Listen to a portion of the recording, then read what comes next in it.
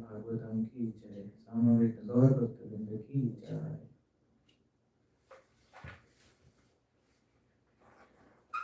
Hare Krishna. So I think today we continue with the fourth session.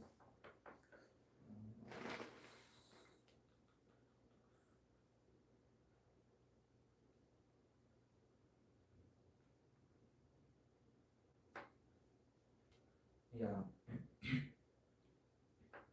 So this is today course. I think because we are attending for the first time.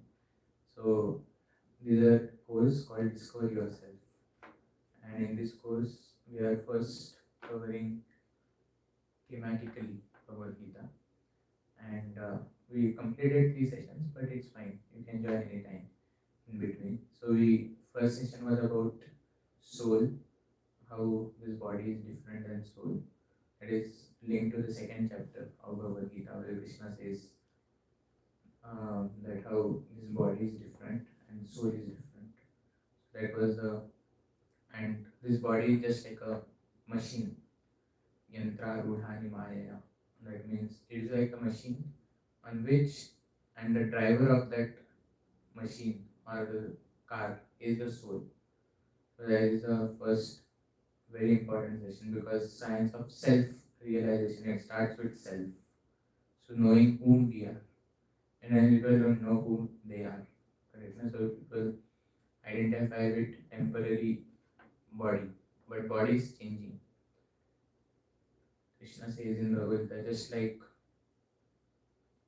a person, he gives up the old garments in the night and accepts a new one in the morning. Similarly, in the time of death, a person, he gives up the body which is worn out, and then accepts a new body.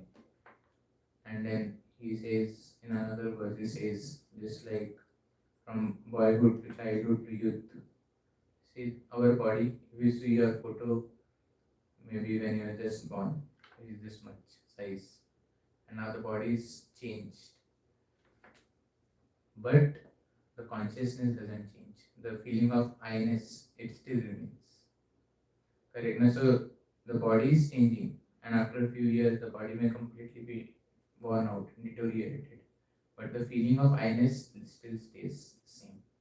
That is the first session, and how it is very important for any self-realized person to know that our identity is not destroyed at the time of death. Nainam chindanti shastmani, nainam dhati pavaka, nachainam kridayantya, purno shashvayati maruta. So Krishna says that the soul, it cannot be destroyed by any external factors, not even hanya mane sharire. When the body dies, na hanyati, the soul doesn't die like that, and the soul cannot be cut into pieces. It cannot be burned by fire, because it is not matter. So that was second. Second session is described about God. How the first to know ourselves, then to know the supreme self, the soul, and then to know the super soul. That was the second session, and we discussed very scientifically how we can prove that God exists. So that was the second session. Third session we discussed mainly about scriptures, how the Vedic literatures, they are designed, and how we can see that they are very scientific. It's not that someone has written scripture 5,000 years before or thousands of years before and it is not relevant now. It is still relevant even today at present moment. The Bhagavad Gita itself, it is such a book that it is studied into many IIMs, many management institutes, because it can really tell us how to live life. So it is a manual for life, the Bhagavad Gita. In today's session, we are again discovering, we'll be discussing some themes from Bhagavad Gita. This is built on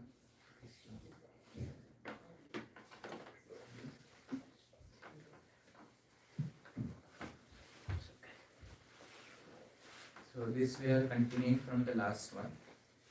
So discovering lasting solutions. So this will cover based on 13th chapter of Bhagavad Gita, where Krishna says he gives various forms of knowledge. I mean, like items of knowledge. He totally gives around 24 or 26 qualities, 24 qualities, I think, of a person in knowledge. And this is one of the quality that we are going to discuss today. I'll show the verse also. Let me show, I think. But yeah, I'll show later. I think that will be good.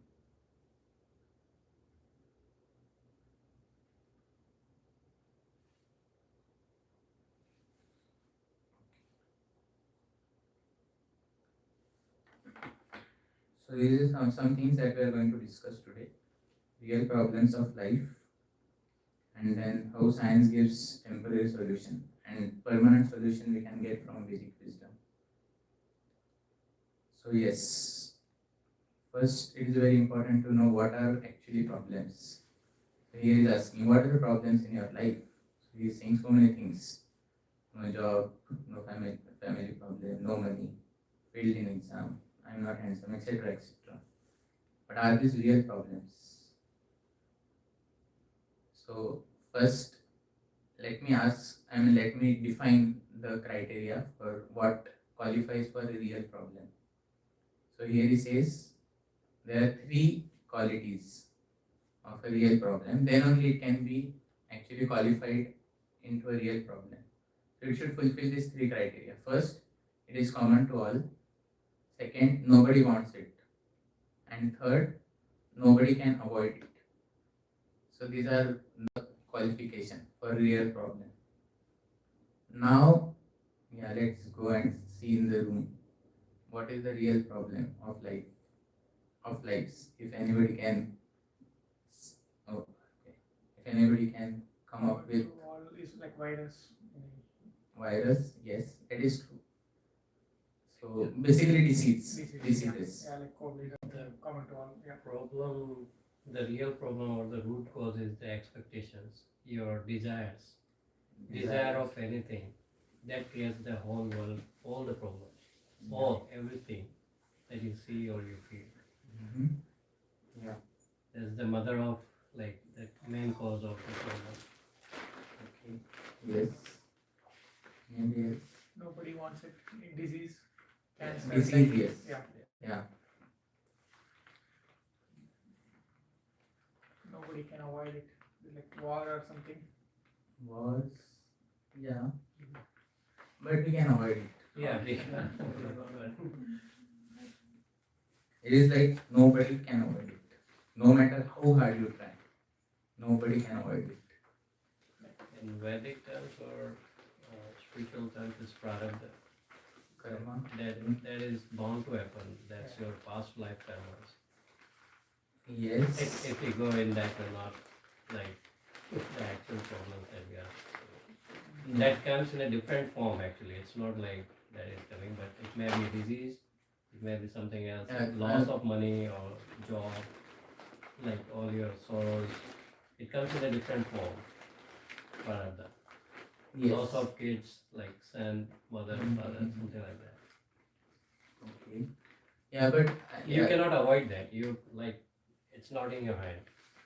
yes, once you do it, that's not in our hand. Yeah. But before we do, Before. yeah, still it's in our hand. But obviously, I think karma is the root cause of many things. I mean, all the things actually. Right. Yes. So I think let's go and then we'll decide. Discuss. So Krishna says in Bhagavad Gita these things. So he says, you can repeat after me. Janma mrityu jara vyadhi dukkha doshanu darshanam. So he says in Bhagavad Gita chapter 13 verse number 8, Krishna says a person in real knowledge, he knows about these four real problems. So first he says is janma, that is birth. And he says mrityu, that is old age. Jara means disease. Sorry, Jara is old Jara age is old actually. age. Janma Mrityu is death, Jara and Vyadhi. Vyadhi is diseases. So he says this: one who can perceive birth, death, old age, and disease as real problems is in knowledge. So let's go to Bhagavad Gita chapter.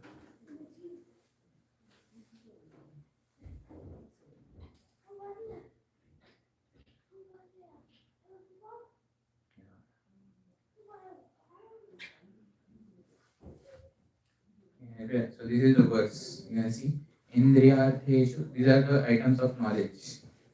Amanitvam adambitvam ahimsa shantirarjavam acharyopasanam saucham stairyam atma vinigraha indriyartheshu vairagyam ahankara eva cha janma mrityu jara vyadhi dukkha doshanudarshana asaktir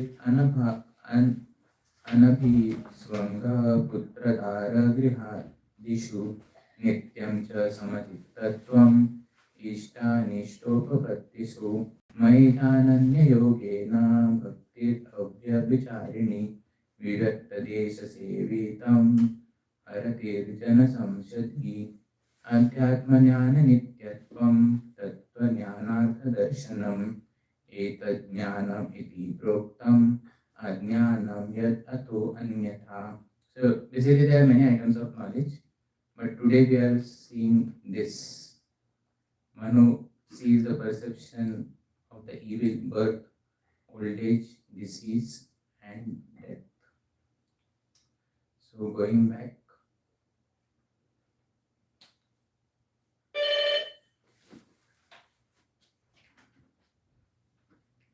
birth, old age, disease, death. So birth, generally, it is difficult to conceive why birth is a problem, right? Let's see this video. I think it will be easy. For 9 months, the human fetus lies cramped within darkness of human womb, soiled by mother's gastric fire, jolted by sudden movements in congested womb, and hungry worms in the abdominal cavity torment the child. Yeah, the child passes schools and in the same pocket.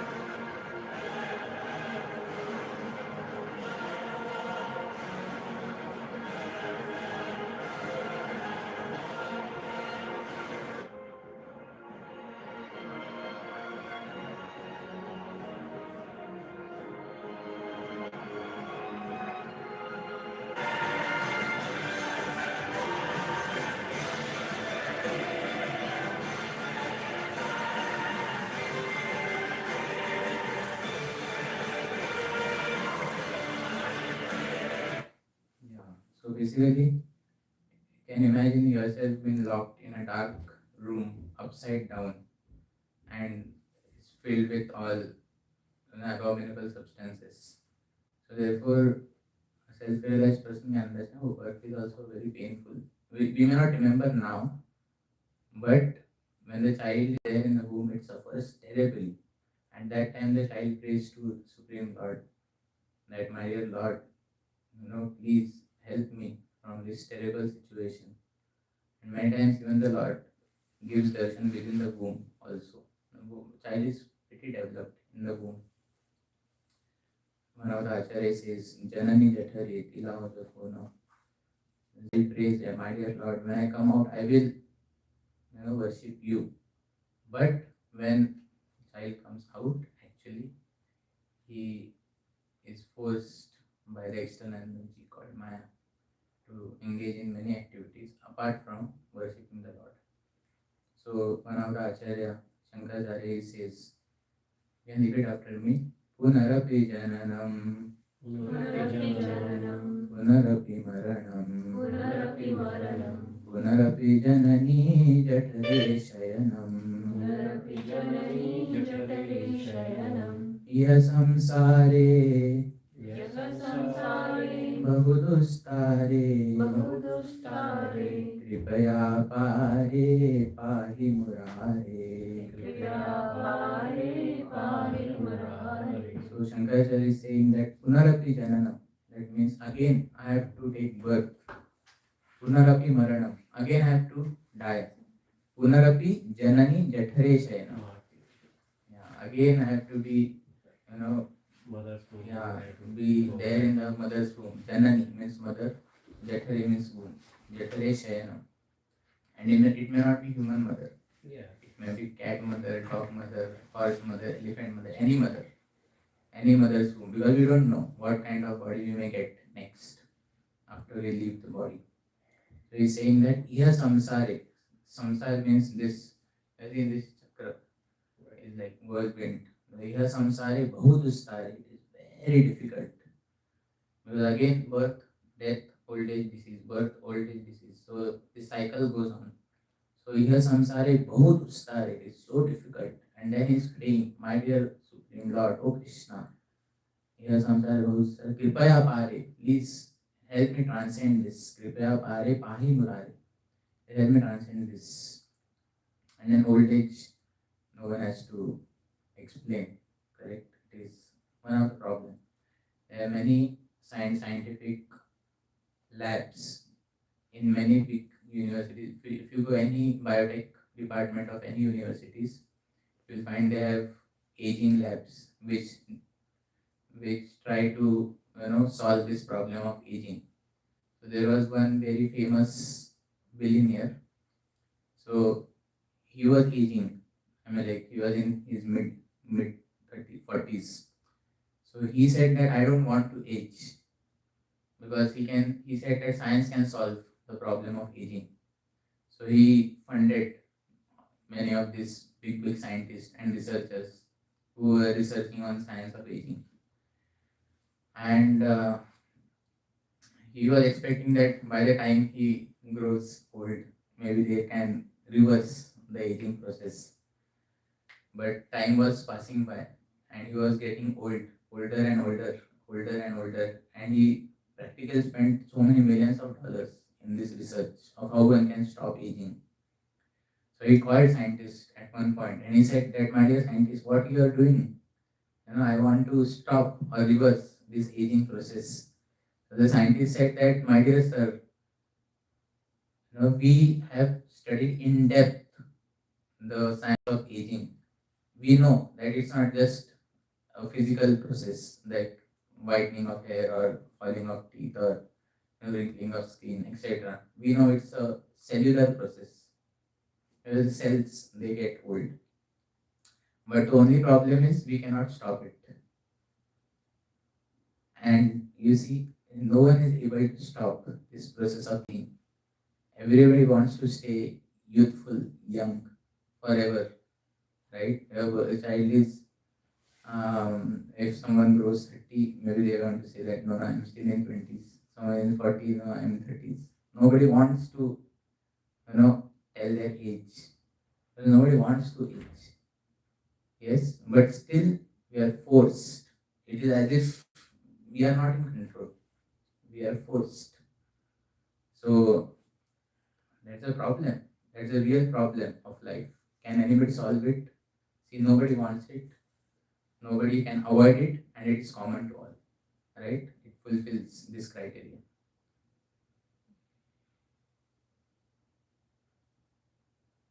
Big celebrities, Bollywood, Hollywood stars, they are here today, gone tomorrow. Maybe in 1980s they are different set of heroes, heroines. Now they are different sets. After 20 years, they will be different. So people come and go. Yeah, we want to remain young forever. But very soon we start growing old and our bodies become weak and frail.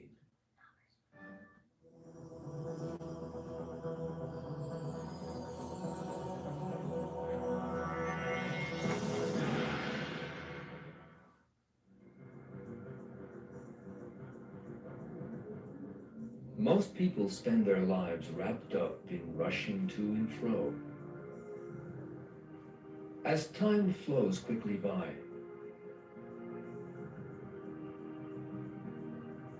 days, months, and years rush by in the blink of an eye. Yet for some reason, people try to ignore this fact.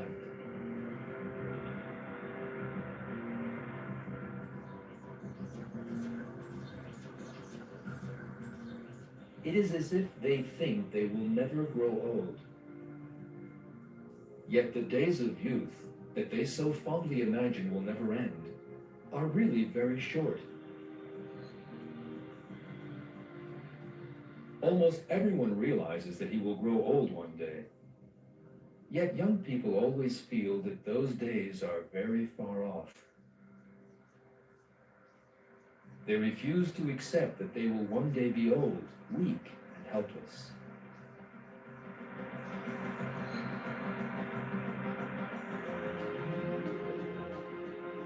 The two young people in this picture are good looking, with clean and perfect skins and shining teeth. But there is another important detail. These pictures were taken in 1955.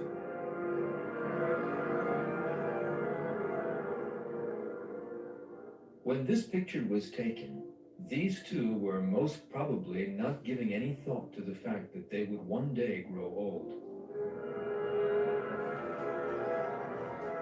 Yet some 50 years or more have now gone by, and nothing remains of the youth and beauty in the picture.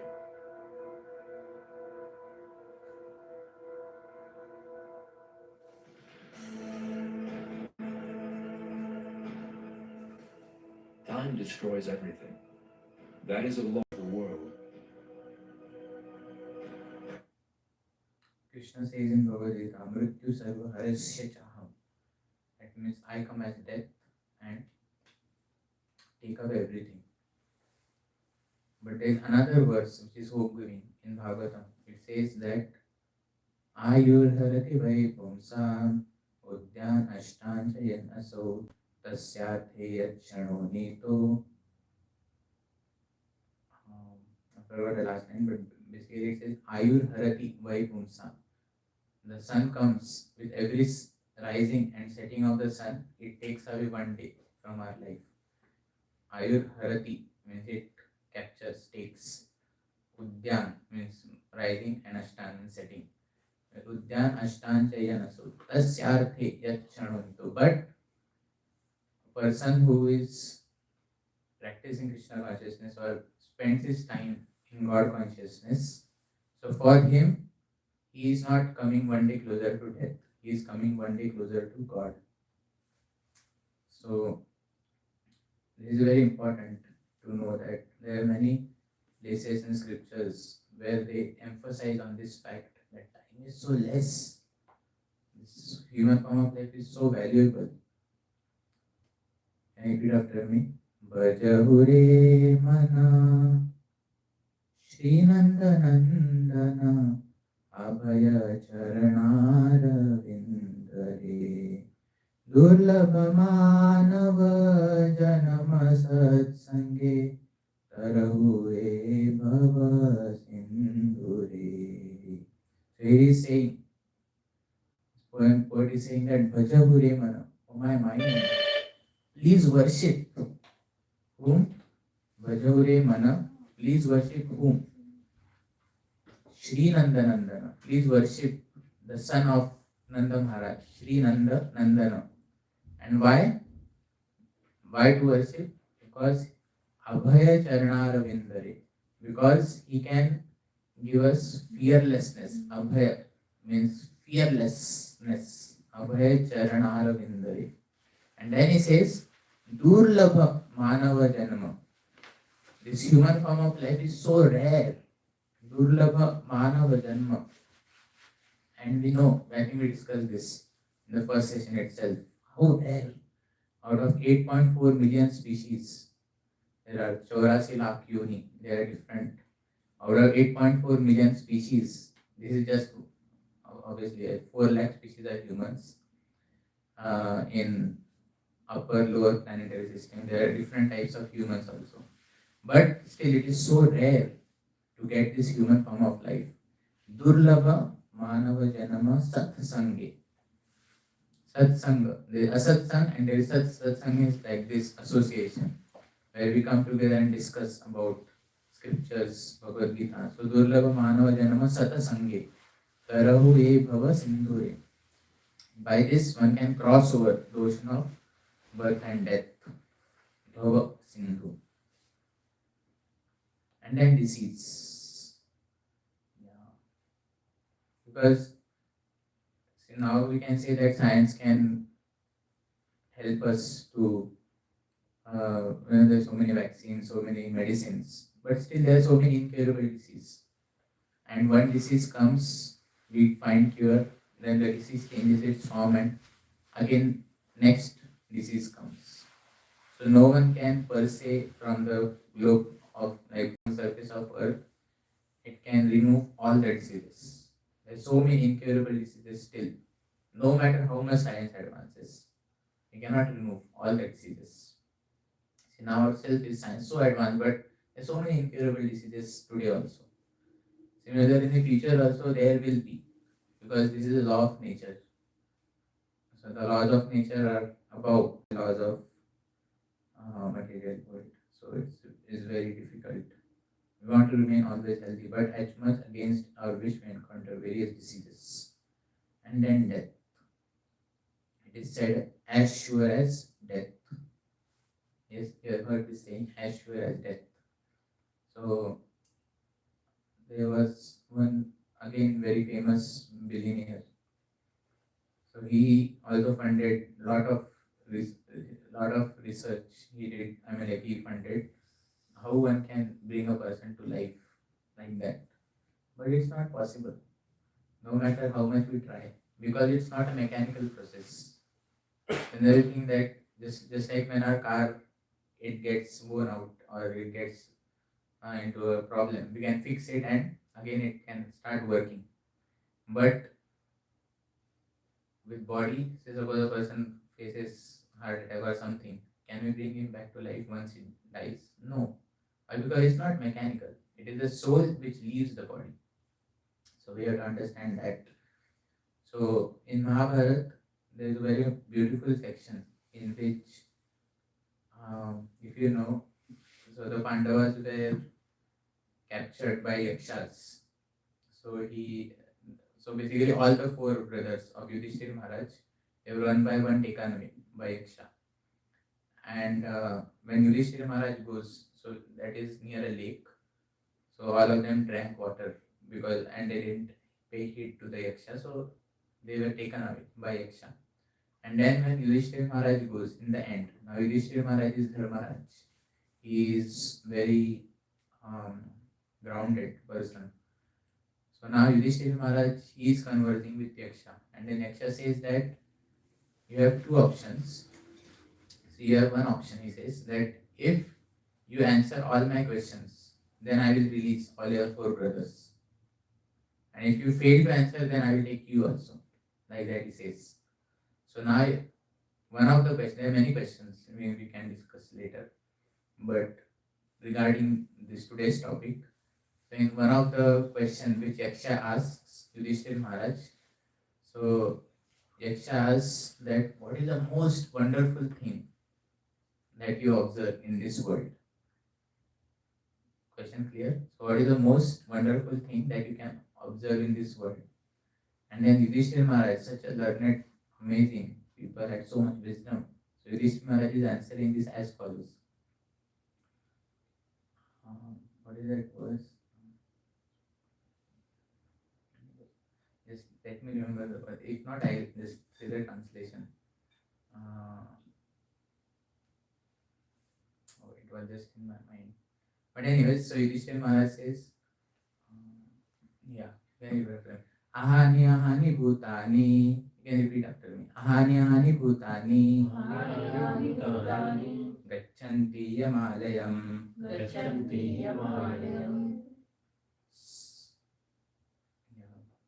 I forget the last two words, but he says that ahani ahani bhutani gachanti yamalayam. He says that there's so many people again and again we see who go to Yamalayam. That means they die. But he says that when a person it comes to himself, he never thinks that he will also die in future. So he says this is the most wonderful thing one can find in this world. Ahane ahane bhutani gachanti yamalayam. You can find in this verse. But anyways, Kim Ascharyam Ataparam. That is the fourth line. That is the most wonderful thing. What can be more wonderful than this? So it is said that in the time of death, one feels so much pain as if millions of scorpions bite a person. Yeah, in that disease condition, it is in Bhagavatam. In that disease in Bhagavatam 3.30. 16 to 18th verse. So Bhagavatam 3rd canto 38th chapter. In that disease condition, the dying person's eyes bulge due to the pressure of air from within, and his glands become congested with mucus. He has difficulty in breathing, and there is rattling sound within the throat. Thus he dies pathetically.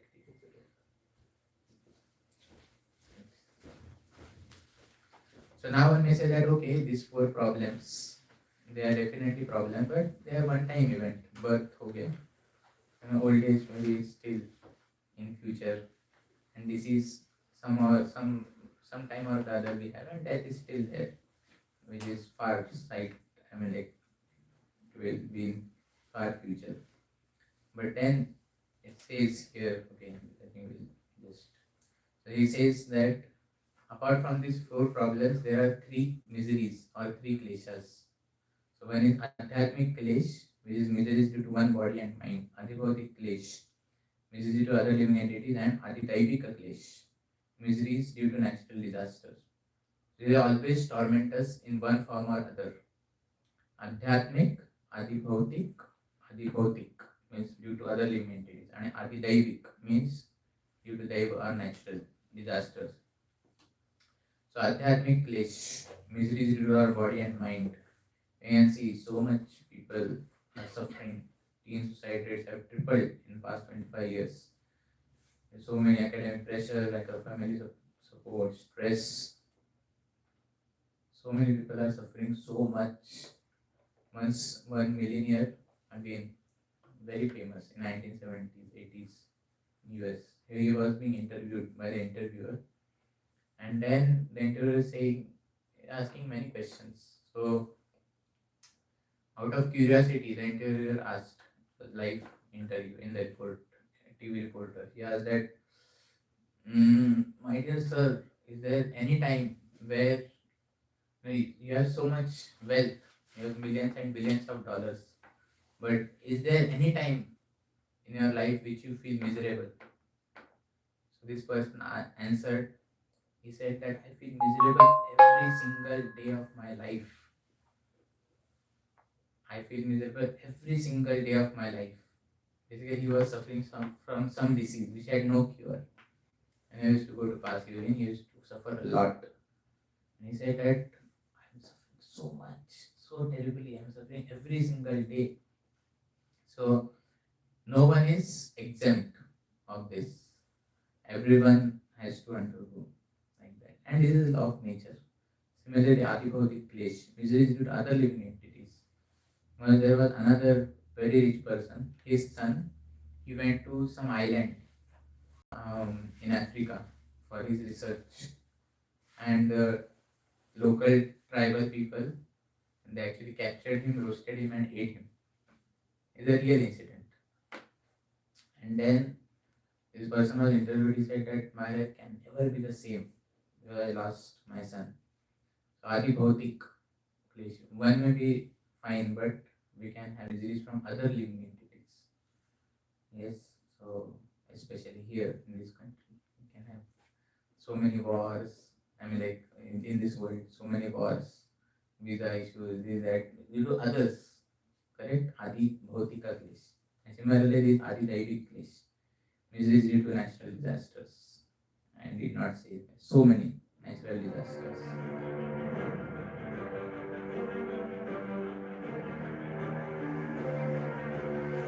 This is one of the years.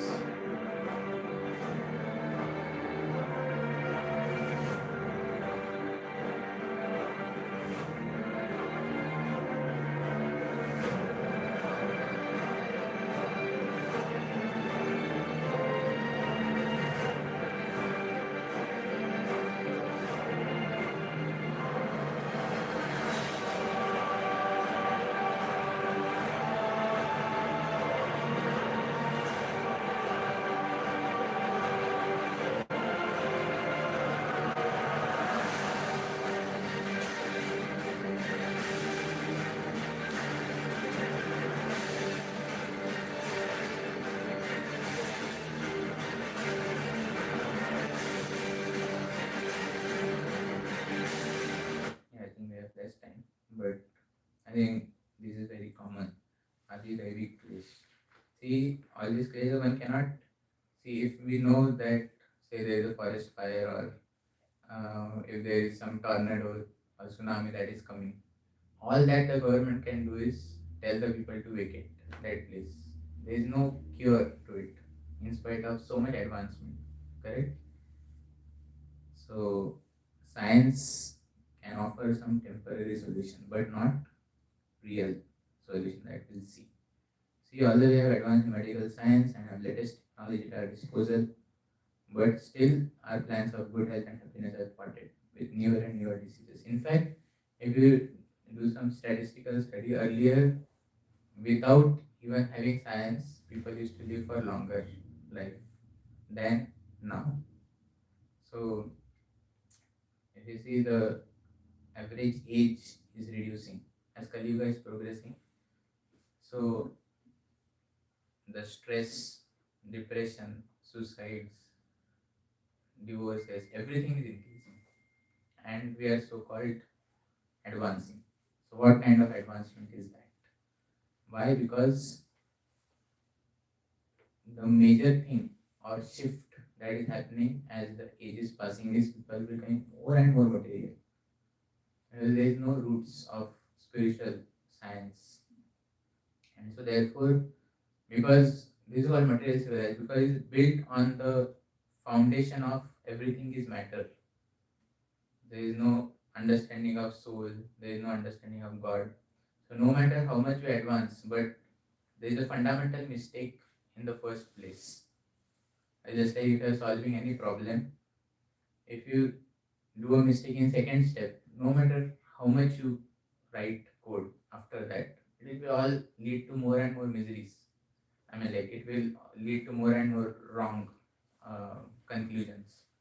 Similarly, if we don't understand that we are not these bodies, we are spirit, soul, we are have a relationship with Lord. We don't understand this fact, then a civilization which is built on matter, that can just create more and more miseries as we go.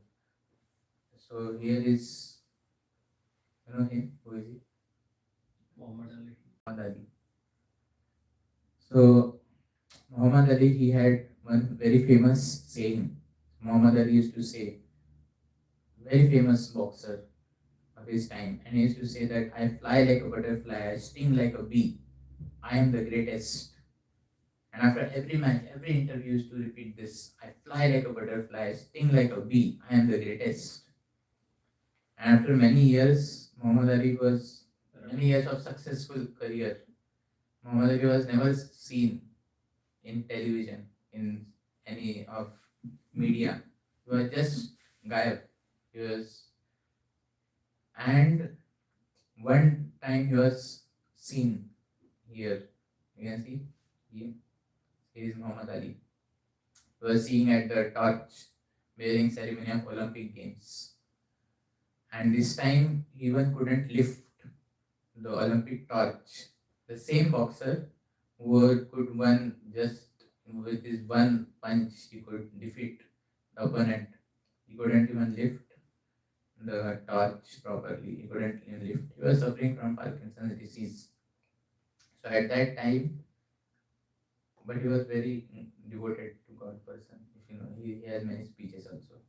So at that time, he was being interviewed by a reporter, and this reporter asked Muhammad Ali that, "My dear sir, you used to say that I fly like a butterfly, I sting like a bee, I am the greatest. So what do you say now in his situation?" So he was asked that question. So what do you have to say now? And then Muhammad Ali said, "Yes, I am the greatest." And he said, "Yes, I am the greatest. Yes, I am the greatest fool." Why? Because he knew that, see, all these things are temporary. And I think we'll see in the future sessions also. Sorry, this session is a little bit, you may feel that it is kind of demotivating, but it's not. We'll see the solutions in the future, second part. So, yeah, he's saying that science can actually not help us to put a full stop to all the suffering. So Martin Luther King said, "Now man can fly like a bird in the sky and swim like a fish. The only problem is he cannot walk on land." Yeah, so it's about plastic. Maybe we don't have time. Yeah. See, what can science give solution to old age, disease, and death? Old age, maybe you can use hair, dye, or facelift, or disease painkillers, breathlessness, oxygen tubes. But these are all temporary solutions. These are called patch-up solutions. But the reality will be soon exposed. So here is saying that science and technology cannot stop old age, disease, and has no understanding of life and death.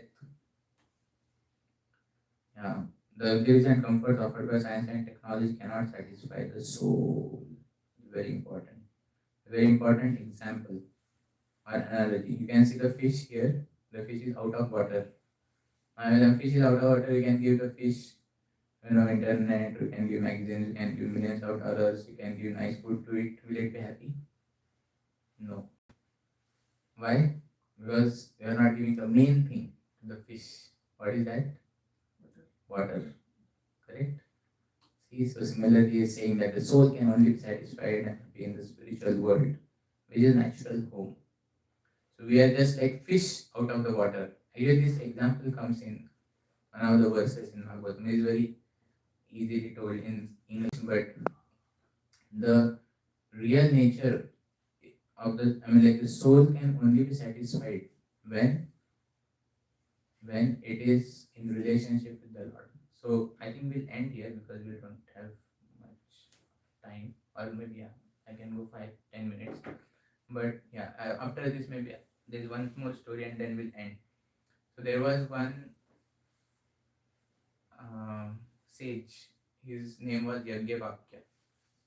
So this sage, he was very well versed in all the scriptures, and so this sage, he was asked a question, and the question was, the question he was asked was, "My dear sir, you tell me that what is that one thing? If a living entity has that one thing, then he doesn't need anything else. So he can be fully satisfied. What is that one thing?" So this sage, because he was so learned, so he went into meditation. He thought for a while, and then after thinking for a while, he answered, and he said that there is not one thing, there are two things. If one has these two things, one can be happy anywhere, any place, any situation, any circumstances, any condition. One can be happy all the time. Want to know what are these two things? Can anybody guess? No, it is difficult. Let me tell. So this said that the two things are to love and to be loved. Is as easy as that. What are the two things? To love and to be loved. But it is very deep. See, if we have these two things, one can be happy in any situation, any place, any circumstances, any time, anywhere in the world. To love and to be loved. And we can see practically. We are in US, but we want to go to India. Why? Many times people anchor. Because we know that there are some people who love us and we love them. Correct? So there is reciprocation. To love and to be loved. And that is Krishna consciousness. So it is a science to love Lord and to be loved. God is always loving us, but we cannot understand. But the whole thing is, the whole process is to make us understand that fact. To love God and to be loved by God. So that is the necessity of soul. The soul is hankering for that. You can see, even in India, you can see many families, they may not have that much money, they may not have that much facilities, luxury, but people can be happy even without that. Correct? So simple living and high thinking, that is the whole philosophy. There was one sage, this is related to previous old age, this thing I just remembered. So his, I forgot his name, but he had got a boon that he will live as long as, so basically every day one hair of his Oh, body, Maharishi Lamas. Lomas Muni, yeah, one hair of his body is to fall, and only in one day of Brahma, Yeah, one kalpa. one kalpa, that is called kalpa. So once he was asked that, and you can imagine one day of Brahma is very big. So I think we can do later the calculation of 4.3 billion years. mm, 1.3 billion years here on Earth. billion years. Yeah. Yeah. So like one kalpa. So yeah, one Chaturvyuh is 43 lakh Yeah. years, Yeah. So it's and then in multiple times. 2000, Yeah. in 2000. So that is one day of Brahma. That is true. You know a lot.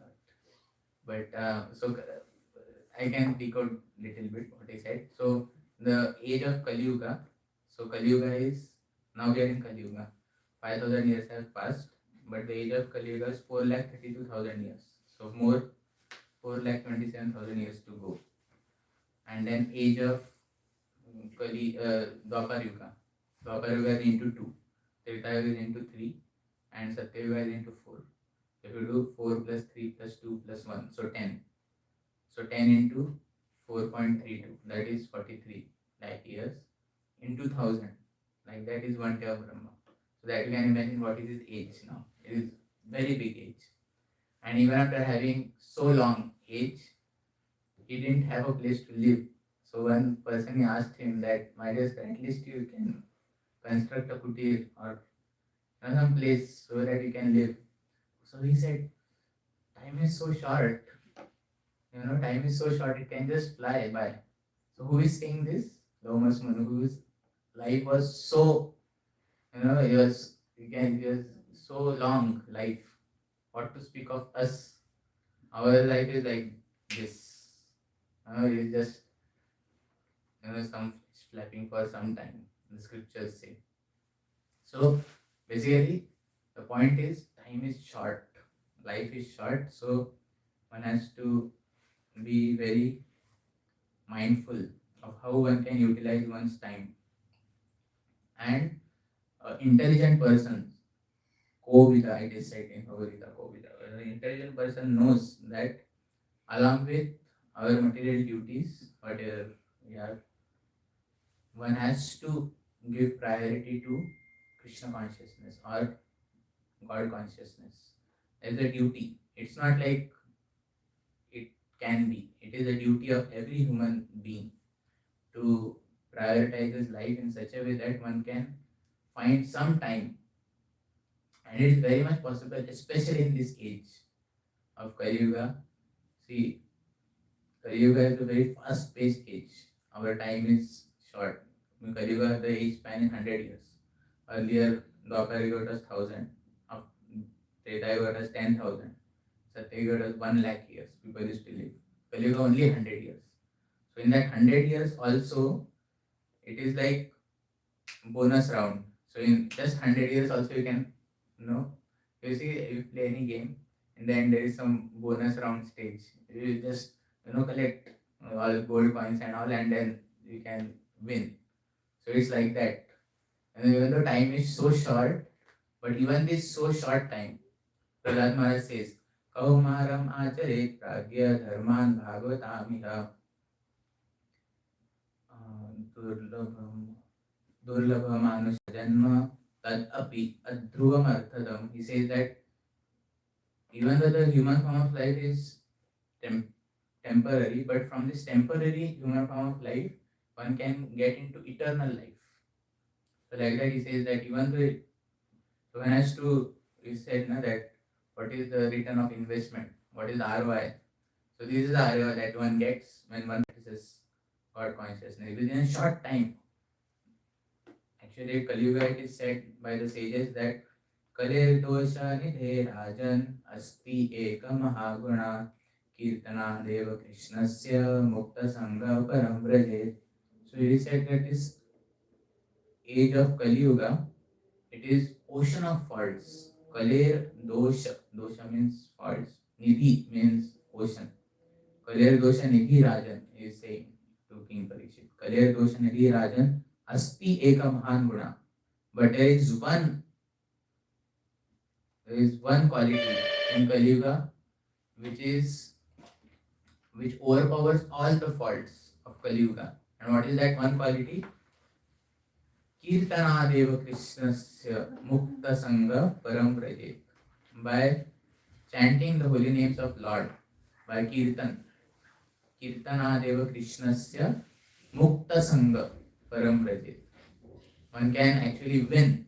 Param Prajet. One can win just by chanting the holy names of Lord. One can get liberation. Mukta Sangha Param Prajet. So I think we'll stop with this story. So I think we'll end with this. This is a story, very nice story of desolate island. So once there was one man, and he was sailing in ocean, deep in the ocean waters, and there was some storm, and because of that storm, he just lost control of his ship, and his ship somehow he landed into an island. Yes. So in that island, it was a very desolate island. So moment he landed in the island, so he was being welcomed by the local people. He was being basically some tribal people there living in that island. And as soon as he landed in the island, somehow he survived and he landed. It was a big sigh of relief for him. And then, to his surprise, when he landed in that island, he was being welcomed by kettle drums, by various musical instruments, and people were having big ceremony. It was big pompous ceremony, and he was literally picked up and he was made to sit in a palanquin, and he was thrown with flowers, and it was a big celebration when he came to that island. And on that day itself, he was coronated as king of that island. Yes, so from nowhere, now he is the king of the island. And there are many people under him, there are ministers, so many, all the local people, very desolate island, completely aloof. And he was practically living life like a king. Not like a king, but he was a king. And he was enjoying the kingdom, the people. But one fine day, he was very intelligent person. So one fine day he got a question. It's good that I am king now. I'm enjoying life and I'm so happy. But what happened to the previous king? That is a big question, correct? No? Gone. So what happened to the previous king? So then he called his minister and he inquired from the minister, my dear minister, can you tell me some details of what happened to the previous king? So this minister said, my dear king, it is a ritual in our kingdom that, after 1 year, so after 1 year of king, one is in the king, so we throw the king from the throne and we throw him into a very desolate island. So that is a ritual. And in that desolate island, there is no water, there is no electricity, there are very poisonous snakes, there are very wild animals. And we just throw him and that's it. So this is the ritual. And my lord, the king was so shocked to hear. So now the king knew that apna bhi time, his time will also come. So he see first intelligent question he asked was this. This never it had happened in the past that anyone, well, people get so intoxicated by being a king that they never used to ask this question only. But this person was not a foolish person. He was very intelligent. So he asked, first step is he asked the question, what happened to the previous king? And now when he got to know the answer, can you, what are the options? Can you tell the king had? Anyone? Maybe, what if you were there in the king's position? What could you do? Get out of this safely. But you cannot escape the island. It is very desolate island. There is no. It's like surrounded by oceans, and you cannot just get out. I'm the king, so I can change the rule. Yes, you're very close. You can not change the rule, but you can change the situation. So yeah, I'll tell what he did. So now he was still the king, correct? So he had time to act. So now he got to know about many details of where that island is. See, it was for sure that he'll be thrown in the island. But because he was still in power, he knew what to do. So he got to know the details of the island, and within his tenure of the king, completely changed the island from being a desolate island to a big kingdom. Correct? And then, when the time came, this person was thrown in the island which was not desolate anymore. It was even better than the original kingdom. So he just he flipped the game. Correct? Right. So from being thrown into desolate island and getting killed, eaten by wild animals, now he was king there and even better than his previous kingdom.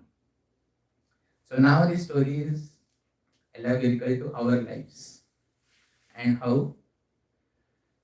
So in our lives also, we are like kings. We are having a nice family, nice relationship, nice atmosphere. Everything is perfect. But one has to ask the question. An intelligent person can ask question. What next? Where will I be thrown next? Correct? Does anybody know where will be thrown next? No. But scriptures say that the next body is determined by the actions in this life. So now, just like that king, he still had some control of, because he was king, so he could control many things. So similarly in our life also, we have to ask the question, what next? Where will I be thrown next? life. And then one has to make very intelligent choices, very intelligent actions, so that one's next life is, you know, settled, or I cannot say settled, but yeah, one doesn't suffer in his next life. So I will end with this. Actually, this is called, in Bhagavad Gita, it is called law of last thought. So you can repeat this verse after me. Yam yam vapi smaran bhava tajyate ante kalevaram tam tam evaiti kaunteya sada tad bhava bhavita. So now here is saying, the generally, like this, I think we discussed, generally time of death is such a secret. At the time of death, the person, he dies, and along with him the secret also goes away, that what will happen to that person. Nobody can communicate where that person went, what happened to that person, which body he got. But Krishna says in Bhagavad Gita that one can know which body one will get. So it's based on two things. So this verse says, Yam Yam Vapi Smaran Bhava, is called law of last thought. And he says, whatever one thinks at the time of death, Yam Yam Vapi Smaran Bhava, Tyajatte Ante, in the end. Kalevaram means body. So Yam Yam Vapi Smaran Bhava, Tyajatte means while giving up in the end, and Kalevaram is body. Tyajatte Ante Kalevaram. Kalevaram is body, Ante in the end. Tyajatte means while being on the body. So Yam Yam Vapi Smaran Bhava, whatever one thinks at the time of giving up the body. So he says, Tam Tam Evaiti Kaunteya. That same state of what one remembers in his next, while giving up the body, Sadatat Tam Tam Evaiti Kaunteya Sadatat Bhava Bhavita. That one obtains in his next life. So basically, whatever one is attached too much in this life, one tends to get that. So one thing is, so it is more linked to desire. So there are two aspects. I am coming to one. So first aspect is desire. So whatever one desires, one get. But desire is not only one thing. The second aspect is one has to deserve, or one has to qualify for that. So desire and karma is a karma. So there are two things. For example, suppose a person wants to come from India to US. So he needs two things. One is he should have desire to come. And second thing is he should also have the qualification to come here. Correct? If one thing is missing, he cannot come. Understood, no? Suppose he has qualification, but he doesn't want to come here. So why will he come? Or the second option is, maybe he wants to come. Sorry, what I said? Yeah, he has desire, but no qualification. So still he will not come. So there are two things, deserve and desire. There are two things based on which one gets next body. What we desire in this life, and what is our currency. The currency is called, the qualification in spiritual terms is called karma. What kind of karma one actually does. So these are two things very important of how one can, plan for his next life. Just like we plan so many things. Correct? Now we plan for future. Similarly, this is one of the plan. Krishna says that one has to plan out for his next life. So I think, this. Anyways, I think we'll end with this. Maybe we'll continue in next life. Next session. So many things I think about life, so I just. I was shocked.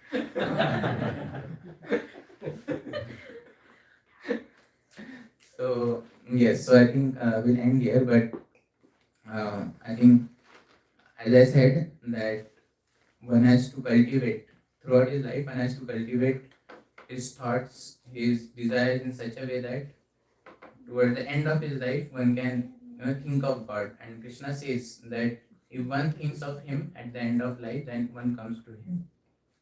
So one of the most sublime way in which one can actually, especially in this Kali Yuga, one can lead his life is one can chant the holy name of Lord.